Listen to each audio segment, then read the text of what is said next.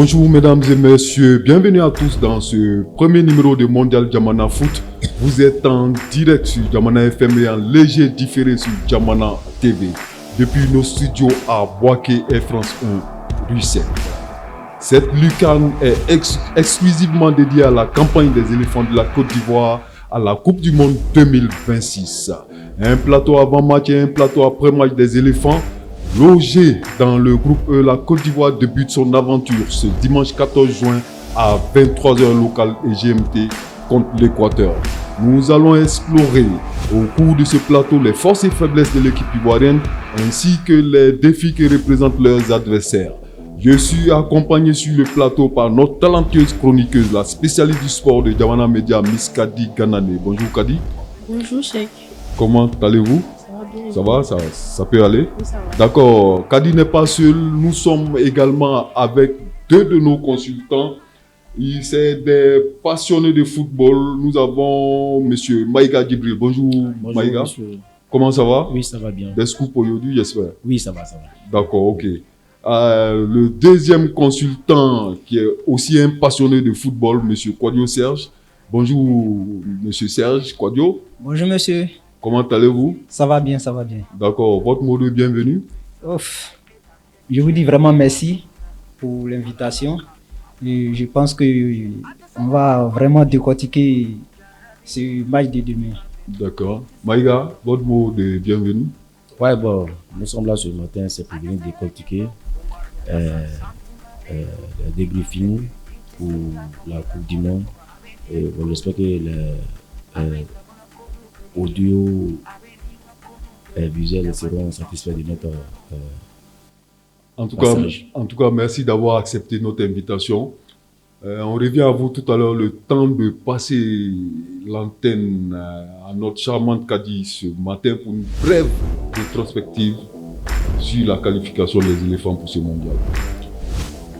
Bonjour à tous et bienvenue sur notre plateau mondial Jamana Foot, un grand rendez-vous du football mondial.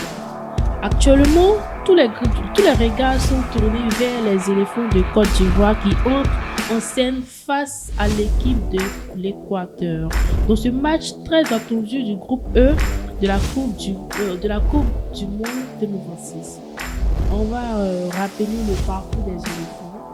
Il faut rappeler que la Côte d'Ivoire reste sur une dynamique très positive ces derniers mois, notamment après son sacre à la CAN 2023 et durant les qualifications récentes.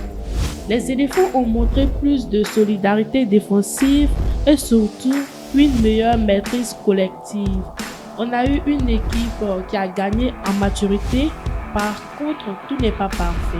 On a rencontré des difficultés face à des blocs bas et un manque de réalisme dans certaines rencontres et je dirais des aspects qu'il faut surveiller avant d'affronter une équipe comme l'Équateur. Alors, merci Kadi pour cette belle rétrospective. On va maintenant vers nos consultants. Monsieur Maïga, on va parler des performances de l'équipe des éléphants. Quelles sont les performances en tenant compte des 2, 3, 4 derniers matchs de cette équipe? Ouais, la performance de l'équipe ivoirienne, c'est positif, très positif.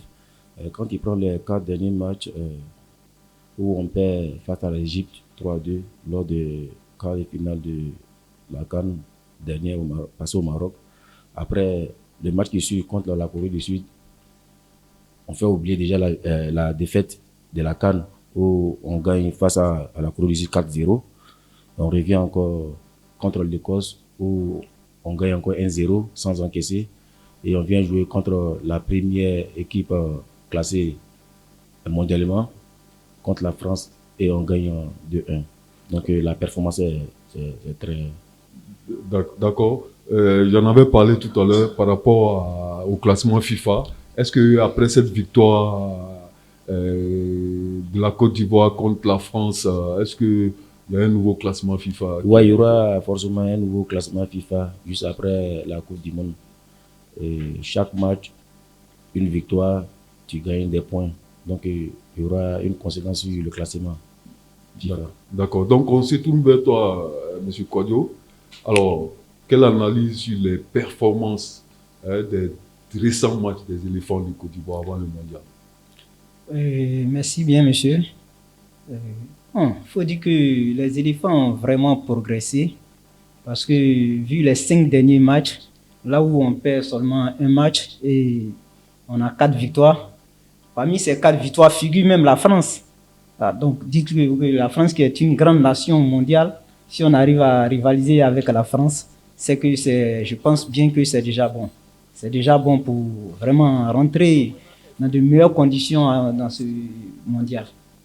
D'accord. Alors, quand on parle de force, forcément, il y a des faiblesses. Quelles sont les potentielles faiblesses des éléphants de Côte d'Ivoire, M. Maïga? La faiblesse de l'équipe ivoirienne actuellement, on a une manque de créativité en attaque placée. L'équipe éprouve des difficultés lorsqu'il s'agit des contours ou de déstabiliser une défense de l'équipe adverse. On a vraiment des problèmes. On a vraiment des problèmes à ce niveau-là. Donc, pour moi, c'est une grande faiblesse pour la sélection ivoirienne. Et au milieu du terrain aussi, dans les transitions rapides, on a l'impression que souvent, ils sont un peu lents, nos milieux de terrain. Voilà. Donc, le coach n'a qu'à essayer de voir cela, il n'a qu'à travailler beaucoup sur ça, puisque la dernière CAN, on a eu des difficultés comme ça. Si une équipe est très bas, on a des difficultés de les contourner. D'accord. Voilà, donc il faut aller très vite. Je pense qu'on peut avoir une solution. D'accord. Alors, Serge? Moi, je me réfère vraiment au milieu, parce que le milieu, comme le confrère l'a souligné tout à l'heure, quand le milieu se sent vraiment motivé, vraiment, je pense que l'équipe est en bonne marche. Mais bon, le milieu est un peu dormant. Bon, pas de vivacité au milieu. Et quand c'est comme ça, ça pèse vraiment sur la défense et l'attaque aussi. Ça ne peut pas aller puisque le milieu n'arrive pas à récupérer les ballons comme il se doit les balancer devant. Donc, moi, je pense qu'il faut revoir un peu le milieu, essayer de faire des retouches, envoyer des jeunes un peu frais pour soutenir soit Seko ou Kessié. Il ne faudrait pas qu'il s'accentue seulement que sur la vieillesse. C'est vrai qu'ils ont de l'expérience, mais je pense que la jeunesse a un sang frais qui peut vraiment les aider. D'accord, la jeunesse a un sang frais qui peut les aider. Mais qu'est-ce que vous pensez, par exemple, d'un ancien comme Haller, qui est, je crois, dans l'équipe réserve, non? Haller. Ancien, oui. Haller, il est dans l'équipe réserve, non? Il est parmi les réservistes. Mais là, on ne peut plus changer la liste. Oui, je sais qu'on ne peut plus changer, mais est-ce que vous pensez qu'il n'avait pas sa place sur le flanc d'attaque? Oui. Haller avait sa place. Parce que Haller, c'est un joueur important dans le jeu. Voilà, il avait vraiment sa place. On a vu lors de la CAN 2023 ici, en Côte d'Ivoire, malgré diminuer, le coach l'a sélectionné, pas pour tous les matchs, mais Haller a joué seulement que 3 matchs et on a vu l'impact d'Haller sur le terrain. Il n'a pas joué comme titulaire les matchs, mais quand il rentre, on a eu quelque chose d'Haller. Quand tu vois ici à Bouaké, Haller rentre, il change le jeu, 10 contre 11. Ouais. Le match contre le Congo, Haller, il marque. Ouais. Le match de la finale, c'est lui qui nous délivre la coupe. Donc c'était un joueur important. Pour moi, il devait être figuré sur la liste. D'accord. Alors Serge, effectivement, normalement, Haller a sa place. Il a sa place parce que, vu son gabarit, et vraiment, il devait figurer sur cette liste. Et on a constaté lors du match de la France même, on a vu qu'à Dengra, une balle en l'air, il a du mal parce que ça, c'est pas son domaine. Mais avec Haller, vous allez voir qu'on allait mieux se retrouver. Les balles en l'air, on n'arrive pas à les exploiter. Ça, c'est la force de Haller qui est là. Voilà. Même si actuellement, en club, ça ne va pas trop, mais je pense bien qu'il devait être là. D'accord. Il devait être là. D'accord, donc on va passer à un autre chapitre de notre émission aujourd'hui. On va passer sur le focus sur les joueurs clés. Et là, nous allons passer la parole à Kadi pour les questions aux consultants. D'accord. Cher consultant, selon vous, quel joueur ivoirien sera, selon vous, dans le baromètre de l'équipe? Moi, je m'accentue un peu sur, comme on appelle, Amad Diallo, parce que Amad Diallo actuellement est en pleine forme, et surtout en équipe nationale. Et je pense qu'il sera capable de nous apporter beaucoup de choses à l'attaque. D'accord. Oui, Maga? Je vais commencer par le gardien d'abord, Yaya Fofana, vraiment qui est en pleine forme. Oui, Actuellement, les matchs qui nous montrent, vraiment, je sens qu'il va faire une bonne compétition. d'accord. Voilà. Maintenant, quand je viens à la défense, quand tu prends un joueur comme Doué, ses performances avec l'équipe nationale, tu sens que ce joueur peut nous apporter beaucoup et les joueurs comptent sur lui. Voilà. Maintenant, au milieu de terrain, le petit Chris Inao, je ne pense pas s'il va commencer titulaire, mais c'est qu'il va faire une bonne compétition. Maintenant, sur le flanc d'attaque, on a plusieurs. Mais je parie sur Nicolas Pepe, qui est vraiment en pleine forme. Vu sa rentrée contre la France, en une touche, deux touches, il fait la différence. Voilà, donc ce sont ces joueurs que voilà, je mise beaucoup. Voilà, ils peuvent apporter beaucoup pour la sélection ivoirienne lors de cette compétition. D'accord, mais que pensez-vous de Franck Kessié dans le milieu? Franck Kessié, son expérience va apporter. Comme je l'ai dit tout à l'heure, Franck Kessié, c'est un joueur exceptionnel. Quand il est au niveau de sa forme, quand il est au top de sa forme, c'est quelqu'un, il n'abandonne jamais. C'est du combat il est sur le terrain. Voilà pourquoi on l'appelle la panthère. Voilà. Donc c'est quelqu'un, il va apporter son expérience. S'il est au top de sa forme, moi je ne vois pas aucun problème. Voilà, il va apporter beaucoup. Merci.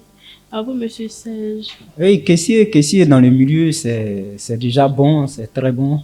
Parce que, vu ses performances en club, tout récemment, ils ont remporté le trophée. Et, en tout cas, je pense que sa présence dans le milieu est très importante. Mais il va falloir du sang frais, comme je l'ai dit, pour l'accompagner. Parce qu'à lui seul, ça sera très difficile. Voilà, il faut du sang frais à côté de lui, comme Inao Chris. Voilà. En tout cas, un jeune talentueux et beaucoup combatif. Donc, il le faut à côté pour pouvoir mener ce combat. Ok, merci. Venons maintenant au côté défensif. Que pensez entre Evan Ndika et Odilon Kosono, lequel préférez-vous? Bon, actuellement, il n'y a pas à faire de préférence puisque Ivan Dika, pour tous ceux qui suivent l'équipe nationale, il est diminué. Il vient d'une blessure. Ouais. Donc, je ne pense pas si le coach va prendre ce risque pour le faire débuter pour ce premier match. Il est beaucoup diminué. Donc, je vais C'est Odilon Kosono. voilà, si Odilon Kosono avec D'accord, merci. voilà, pas Indika, il est diminué. À vous, Et Serge. effectivement, comme il vient de le dire, bon, c'est un joueur qui revient de blessure. Donc, on ne peut pas s'accentuer sur lui. On ne peut pas vraiment. C'est vrai, on ne peut pas lui donner du temps de jeu tout de suite. Voilà. Il faut déjà le mettre un peu sur le banc, puis lui faire jouer quelques minutes après. Donc, je opte pour l'eau. D'accord. Quel joueur est actuellement la meilleure forme du groupe? Sur On voulait parler le plan d'attaque, tout le groupe, je sais pas. Tout le groupe. Il faut dire que tous les joueurs sont en pleine forme. Hein. Moi, je pense que tous nos joueurs sont en pleine forme et j'ai confiance en eux tous. Vraiment, mais s'il y a un joueur que je m'accentue beaucoup sur lui, c'est Amad Diallo. Ok. J'aime beaucoup son talent. Et quand il rentre en jeu, vraiment, il se donne à cœur, quoi. Il se bat pour sa nation. Il sait qu'on le sent sur le terrain. Voilà, là, moi, c'est les plus en forme que le sélectionneur a sélectionné. Hein. Donc, pour moi, ils sont tous en forme. Voilà, ils sont aptes. Dès qu'ils sont aptes, voilà, ils sont en forme. Donc, pour moi, il n'y a pas Je n'ai pas de préférence. Je dis un tel est en forme, un tel est en forme. C'est tout le groupe. Donc nous comptons sur eux. Alors, le 11 type. Le 11 type de départ, selon vous, Maïga. Le 11 titres de départ, donc je n'ai pas préparé ça, mais j'ai ça en tête. Oui. Ok, on a Yaya Fofana. D'accord. Yaya Fofana. À droite, on va aller avec Doué. Dans l'axe, on va aller avec Singo et Agbadou. À droite, on a Ghislain Konan. Maintenant, au milieu du terrain, pour moi, je peux aller avec Franck Kessié, Sangaré et puis Seko Fofana. Puis Seko Fofana. Maintenant, à droite, Nicolas Pepe. À gauche, on peut débuter avec Yann Diomandé. Et puis en attaque, on va aller avec Boni de l'Inter du Milan. On dirait que c'est le tacticien qui parle. Non, pas ça. Je ne suis pas un tacticien. Je suis un amateur de football. Donc voilà. D'accord. Et vous, monsieur? Oui, je pense que en tout cas, c'est le bon choix. Bon, moi, mon 11 type, comme il vient de le citer, mais à la place de Seko, j'aurais souhaité Inao. Parce qu'il est encore frais, comme je le dis à chaque fois. Il pourra vraiment aider Kessié et Sangaré dans ce milieu. Donc, j'opte là pour Inao. Vas-y, Maïga. Pourquoi je vais avec Seko? Pourquoi je vais avec Seko, Sangaré et puis Kessié? Parce que les gens oublient quelque chose. Une équipe comme Équateur, ce n'est pas une équipe inconnue. Ils ne sont pas inconnus pour les amoureux de football. Pour vous, les tacticiens, voilà. Mais pour nous, les commentateurs, ce sont les Sud-Africains. Donc, ils ont un Sud-Américains. Sud-Américains, excusez-moi. Voilà. Sud-Américains, c'est ça. Ils ont un football très, très athlétique. Donc, il y aura un impact physique dans ce match. Vous allez voir. Il y aura un très, très, très impact physique. Ça serait un football très, très, très athlétique. Donc, pour ces trois, je pense qu'ils peuvent tenir. Seko, Sangaré. Une réaction de Serge? Oui, mais Inao c'est quelqu'un qui va au front. Hein. Inao, il joue son ballon. Lui, c'est le ballon. Tout ce qui est rond sur le terrain. Hein. Inao, il n'a pas froid aux yeux. C'est pourquoi moi, je le préfère. En tout cas, là, c'est les tacticiens qui parlent. Inao, c'est les équations et autres sont en train de sortir sur le plateau. Et le plateau est en train de s'animer de plus en plus. Voilà. Ok. Oui. Une autre réaction? Ouais, donc c'est ça. Il parle de Inao. Inao, c'est un très bon joueur. Mais je pense que quand les autres vont faire le boulot, quand l'équipe adverse sera un peu fatiguée, là, Inao, il peut rentrer pour faire, comme c'est quelqu'un, il est technique, il aime le ballon, il peut faire la différence en ce moment. Mais moi, pour moi, je suis à la place de Faye Metz, je le débute sur le banc pour ce match. D'accord. Ok, on va souffler un instant.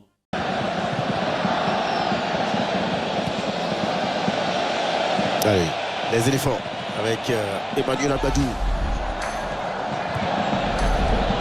Ouais, bien joué là, bien joué pour Guéladoué, pourquoi pas Guéladoué, magnifique Guéladoué qui remet les pendules à l'heure sur une action éclair. Guéladoué qui marque là son troisième but avec la sélection ivoirienne sous les regards de son frère cadet Désiré. Et c'est là-haut. Sangaré. Plutôt Ousmane Diomandé qui écarte sur Nicolas Pepe. Un bon ballon là pour les Ivoiriens. Attention qu'il a deux bons ballons. Le deuxième but des éléphants. Signé Amad Diallo.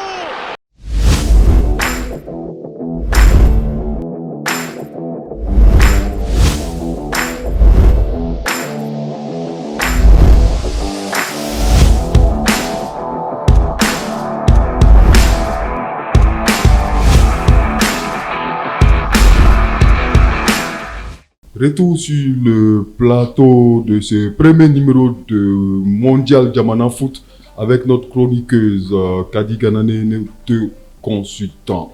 Nous avons parlé dans le premier temps fort de cette émission de l'équipe ivoirienne, notamment ses forces et faiblesses face à son adversaire de ce dimanche dont on ne sait pas grand chose. Notre consultant Maïga a dit tout à l'heure qu'on en sait quelque chose, en tout cas pour le commun des mortels des Ivoiriens, on n'en sait pas grand-chose.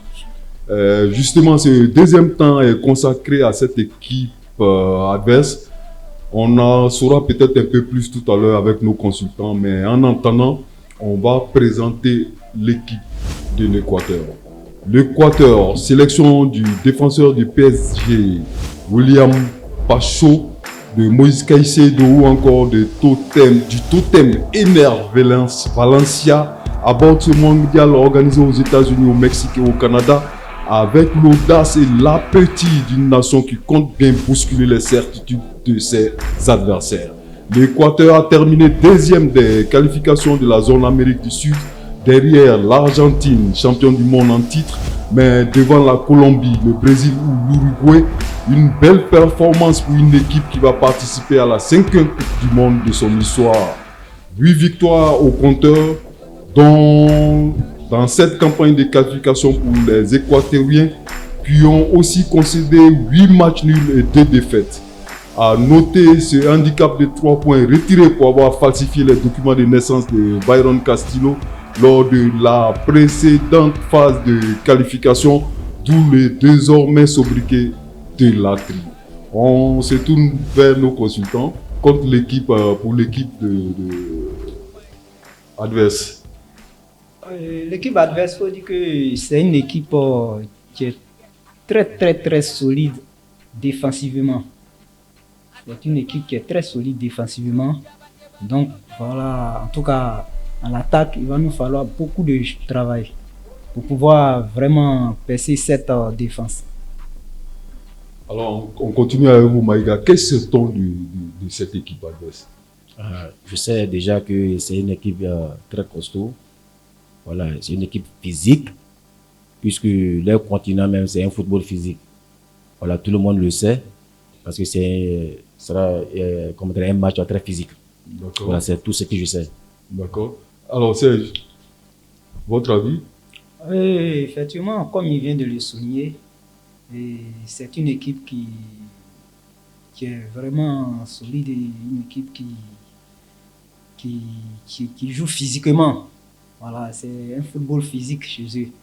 Donc vraiment, il nous faut être vraiment sur les gardes et surtout les relances de balles. Il ne faudrait pas que les joueurs s'hasardent à vraiment laisser l'arrière. Sinon, à moins d'occasion, ils vont fouler là-bas dans les filets. D'accord. Est-ce que cela veut dire que les éléphants ne sont pas physiques? Est-ce que les éléphants ne peuvent pas jouer physique aussi? Est-ce qu'on n'a pas des athlètes dans ce sens-là aussi? Si, on a les athlètes. Voilà. Nous avons des joueurs physiques, mais ce n'est pas notre ADN. Nous, la Côte d'Ivoire, c'est une équipe très joueuse. D'accord. Voilà, ils sont physiques. Oui. Mais nous sommes une équipe joueuse. D'accord. Et quand tu vois les matchs de la Côte d'Ivoire, quand tu vois la quart et finale de la CAN passée, les Égyptiens, qu'est-ce qu'ils nous font? Ils nous donnent le ballon, mais ils sont physiques. Oui. Donc, tu vois un peu. Donc, ça serait un match comme ça. Quand tu regardes aussi l'équipe de l'Équateur, ils ont joué les 5 derniers matchs. Les 5 derniers matchs de l'Équateur, ils n'ont pas perdu. D'accord. Ils gagnent 3-0 contre la Nouvelle-Zélande. Ils font 1-1 contre le Maroc. Ils font 1-1 contre les Pays-Bas. Ils gagnent Arabie Saoudite 2-1. Et ils gagnent Guatemala 3-0. D'accord. Vous voyez, c'est une équipe qui n'encaisse pas beaucoup. Oui. Donc, c'est une équipe très costaud. D'accord. Voilà. Bon, oui, c'est Il faut rappeler que cette équipe d'Équateur aussi a perdu son dernier match depuis 2024. Oui, 2024. Depuis 2024. Donc, depuis 2 ans. Depuis 2024 jusque-là, ils n'ont pas perdu de match. C'était face au Brésil en septembre 2024. Et jusque-là, ils n'ont pas encore perdu de match. Donc, il faut dire que c'est une équipe vraiment solide. Et c'est toute une première rencontre entre l'Équateur et la Côte d'Ivoire. Il faut rappeler aussi que lors du dernier mondial, des 3 derniers mondiaux, la Côte d'Ivoire a eu à perdre ses matchs contre les équipes sud-américaines. Donc vraiment, ça ne sera pas facile, mais je sais qu'avec les poulains de Fayez, on y arrivera. Ce ne sera pas facile, mais ils ont des forces, mais ils ont aussi des faiblesses, n'est-ce pas, Maïga? Si, bien sûr. Alors, quelles peuvent être les faiblesses des Équatoriens? Les faiblesses de l'équipe de l'Équateur, c'est sur le plan d'attaque. Parce que l'attaque se repose sur le vétéran Valencia, à lui seul. Oui. Un gros bagage. Il a quel âge déjà? Il va dans les 36 ans. Ah, il a 36 ans. 36 ans. Oui. Voilà. Donc, il a vraiment du boulot à faire. L'attaque se repose sur lui seul. Donc, c'est un peu la faiblesse de cette équipe. D'accord, Serge? Effectivement, c'est pareil parce que c'est une équipe qui, malgré ses nombres de victoires et matchs nuls, ils n'arrivent pas à marquer assez de buts. Voilà, ils n'arrivent pas, même lors des éliminatoires. Je crois bien qu'ils ont enregistré seulement que 14 buts sur 5 encaissés. Donc, c'est une équipe qui marque moins. D'accord. Donc, ça pourra vraiment nous avantager. Alors, Djibril Maïga, quelle tactique, si vous étiez à la place de Faye aujourd'hui, quelle tactique contre cette équipe? Si j'étais à la place du sélectionneur, la tactique que j'aimerais, je placerai. Oui. Déjà, nous sommes une équipe joueuse. Oui. Mais une équipe joueuse est toujours en danger. Parce que quand tu as le ballon, c'est là même que tu es en danger. Oui. Donc, il va falloir être, tout doit être propre techniquement, tactiquement. Si tout est bon, techniquement et tactiquement, les occasions vont venir et on va les concrétiser. D'accord. Maintenant, il faut être solide défensivement aussi, dans les transitions rapides. Voilà, comme je l'ai dit, la faiblesse de l'équipe ivoirienne, on n'est pas rapide dans les transitions. D'accord. Quand on va trouver une équipe très bas, et à partir de ce dimanche même, Oui. on va voir ça. L'Équateur, à un moment, ils vont jouer très bas et on va avoir des problèmes. D'accord. Oh, pourtant, une équipe très bas comme ça, il faut aller dans les transitions rapides. Oui. Transitions rapides et on peut les faire mal. D'accord. Voilà. Alors, Serge? Moi, si j'étais à la place Serge Faye. si j'étais à la place Quelle de tactique? Faye, et je mettrais vraiment tout sur la défense pour pouvoir vraiment noyer Ener Valencia, si que l'Équateur pense d'ailleurs, puisque à part lui, il y a, je crois bien, un autre que j'oublie son nom, qui joue en Arabie Saoudite aussi. Bon, mais lui qui marque peu. Mais une fois que Valencia est bloqué, je pense bien que ils ne pourront pas vraiment nous battre sur ce match. Sur ce match, il faut dire que l'Équateur, comme je l'ai dit, c'est toute une première confrontation entre la Côte d'Ivoire et l'Équateur. Bon, on se connaît peu, mais vu notre dernier match face à la France, ils viennent aussi craintifs. Hein. Voilà, ils viennent aussi craintifs. Ils savent qu'ils ont la Côte d'Ivoire en face. Et c'est une grande Côte d'Ivoire qui va les affronter. Donc, eux aussi, ils mettront aussi des tactiques en place, mais je pense que Faye va déjouer ce coup. D'accord, c'est une grande Côte d'Ivoire qu'ils ont en face. Alors, Maïga, une réaction avant qu'on passe le micro à Kadi pour les statistiques sur les deux équipes. Bon, ce que je voulais souligner, équatoriens, ils ont très bons, des grands défenseurs. Quand tu prends William Pacho, qui est champion d'Europe avec Paris Saint-Germain, quand tu prends Piero Hincapié, qui évolue en Première Ligue avec l'Arsenal, vice-champion d'Europe aussi.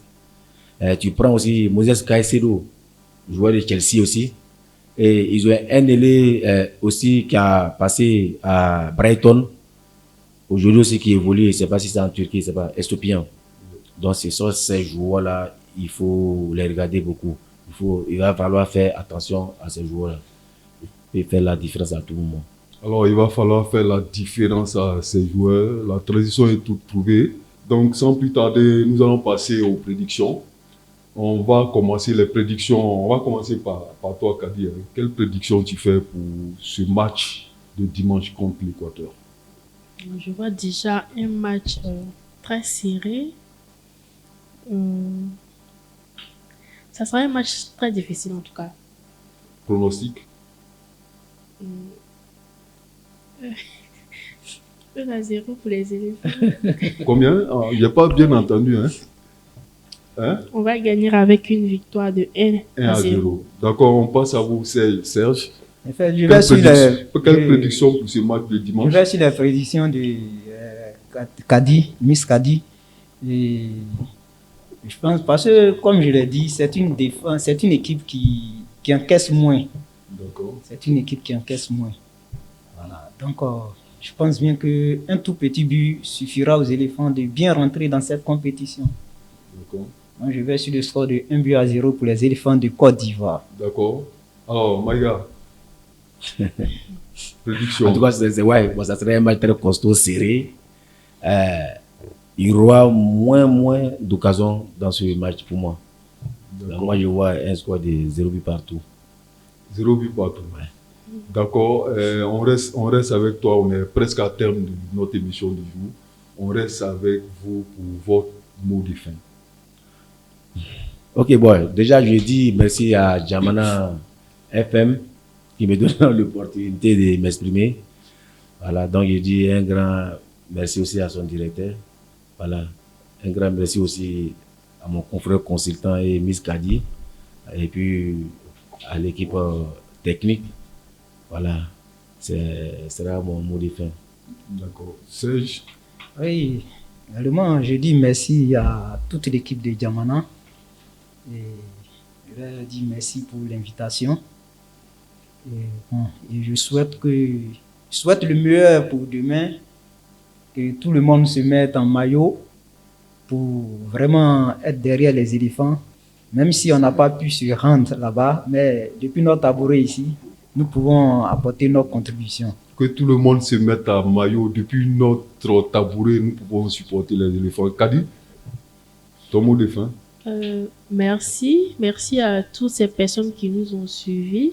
Merci à vous, Cheikh. On espère gagner demain. D'accord. Voilà. Ok, merci Kadi. Merci à nos chers consultants. Merci. Nous arrivons à la fin de ce premier numéro de Mondial Jamana Foot. Un grand merci à nos consultants et à Kadi Ganane pour leur analyse éclairée et leur passion, surtout leur passion pour le football. La Coupe du Monde 2026 promet d'être riche en émotions et en surprises. Et nous espérons que les éléphants pourront écrire une nouvelle page de leur histoire. Rendez-vous est donc pris pour le lundi 15 juin à 14h pour le débriefing du match Côte d'Ivoire-Équateur. Merci à tous de nous avoir suivis. Paix et amour chez vous.